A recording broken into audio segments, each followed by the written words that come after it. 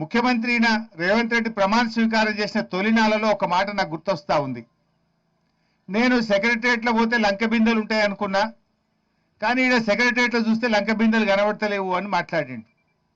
రేవంత్ రెడ్డి ముఖ్యమంత్రి అయింది లంక బిందెలు ఎత్తుక్కోవడానిక? అందుకే ఆయన ముఖ్యమంత్రి అయిన తొలినాలలో ఏం చేసిండంటే, ఆ నిజాం కట్టడాలు ఉండే హైదరాబాద్ చుట్టూ ఆయన అనుయాయులను పెట్టి ఆడేమైనా లంక బిందెలు దొరుకుతాయేమని బాగానే ఎతికిండు. ఆ నిజాం కట్టడాలు, నిజాం చారిత్రక భవనాల చుట్టూ ఆయన అనుయాయులతో చాలా రోజులు ఎతికిండు.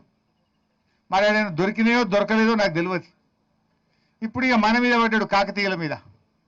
కాకతీయ రాజులు నిర్మించినటువంటి పురాతన ఆలయాల్లో మరి అక్కడ ఆ నిధులు లంకె బిందెలు ఉంటాయి, గుప్త నిధులు ఉంటాయని చెప్పి ప్రసిద్ధి. ఎందుకంటే ఆ రోజుల్లో ఏం చెప్పేవాళ్ళంటే, శత్రురాజులు దాడి చేసినప్పుడు వారికి దొరకకుండా ఉండడానికి వజ్రాలు, వైడూర్యాలు, సంపదనంతా కూడా మరి గుహల్లో కానీ దేవాలయాల దగ్గర దాచేవారని నానుడు ఉంటుంది.